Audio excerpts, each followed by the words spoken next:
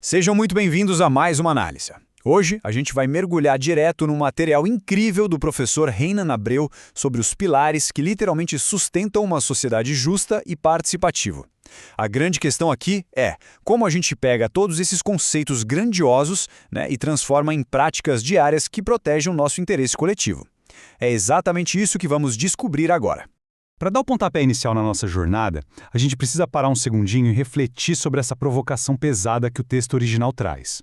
Afinal, o que acontece com uma sociedade quando a informação deixa de ser livre e a representação política simplesmente para de ouvir? A resposta, para ser sincera, bem inquietante. A democracia enfraquece, a confiança vira pó e o cidadão acaba se distanciando totalmente do Estado. É justamente para evitar esse colapso que a gente precisa entender muito bem as engrenagens dessa estrutura. E para mapear tudo isso, a nossa rota de hoje está dividida em 5 pontos bem diretos. 1. Desafios da democracia atual. 2. Informação como bem público. 3. O papel do parlamento. 4. Inovação no serviço público. E, por fim, 5. O caminho da confiança. Então vamos lá. Parte 1. Desafios da democracia atual. Olha só o cenário que a gente vive hoje.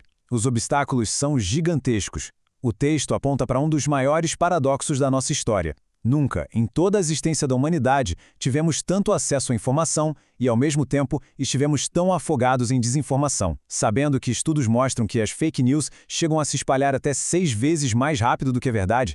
Isso é assustador. Esse volume todo, misturado com uma polarização social absurda e uma fragilidade institucional gigante, deságua numa crise de confiança terrível no Estado. Afinal, excesso de dados não quer dizer de jeito nenhum excesso de conhecimento.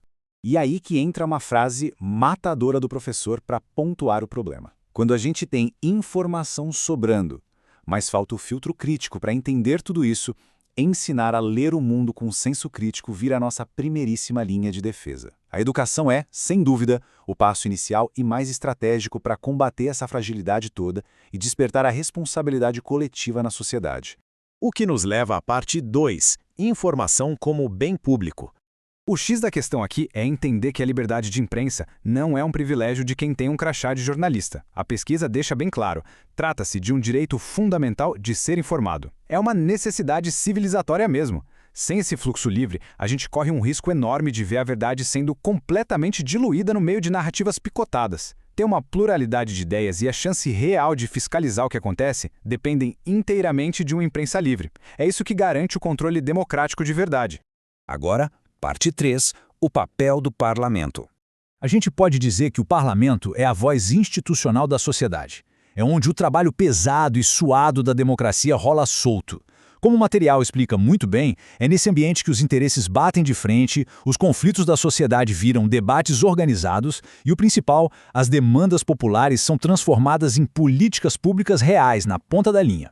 E além de criar as leis, o parlamento tem aquela missão crucial de ficar de olho vivo nas ações do governo. Dá só uma olhada nessa imagem da engrenagem vital. É a metáfora perfeita. O jornalismo e o parlamento têm uma relação sistêmica. Eles são totalmente dependentes um do outro. Um parlamento nunca vai ser plenamente democrático se a sociedade não estiver bem informada. E a imprensa não consegue fazer o seu trabalho sem instituições que garantam, pela lei, a liberdade dela. Eles não apenas existem no mesmo espaço, eles se protegem mutuamente, o tempo todo. Uma imprensa livre fortalece o parlamento e um parlamento ativo, blindado, protege a liberdade de expressão. É um ciclo. Para visualizar isso de um jeito bem prático, a análise coloca 2 cenários lado a lado. De um lado, a imprensa livre. Ela funciona como um holofote, ilumina a realidade, deixa a gente formar opinião e garante aquela transparência vital na governança. Sem ela, o próprio parlamento fica invisível. Do outro lado, a imprensa silenciada. Aí, meus amigos, é deixar a sociedade caminhando no escuro, totalmente vulnerável à história sem pé nem cabeça, criando o terreno perfeito para a desinformação fazer a festa e desequilibrar o sistema inteiro. Seguindo em frente, parte 4, inovação e serviço público. Geralmente, quando se fala de inovação, a primeira coisa que vem à cabeça é tecnologia de ponta, computadores novos, essas coisas. Mas o texto dá uma rasteira nessa ideia e redefine isso de forma brilhante. Inovar no setor público é, na verdade, uma prática democrática profunda. A gente está falando do uso inteligente de dados para tomar decisões baseadas em evidências, transparência ativa, puxar a sociedade para participar e co-criar as políticas públicas. No fundo, é uma transformação institucional completa para encurtar a distância entre o Estado e a população. E temos um estudo de caso fenomenal para ver isso acontecendo na prática. As ações do Laboratório de Inovação da Escola de Governança Pública do Estado do Pará, a EGEPA. Por meio de campanhas educativas, treinamentos em temas superestratégicos e conexão com redes nacionais de inovação, o Estado assume o papel de professor. A ideia não é só dar um cursinho técnico, mas criar uma cultura institucional voltada para o interesse coletivo. É preparar o servidor lá da ponta para enfrentar aqueles desafios gigantescos que a gente listou agora há pouco. Isso nos leva a essa outra reflexão genial. O autor lembra que a informação sozinha, parada ali no banco de dados, não faz milagre. Ela só vira democracia real quando cruza o caminho de cidadãos conscientes e de servidores comprometidos.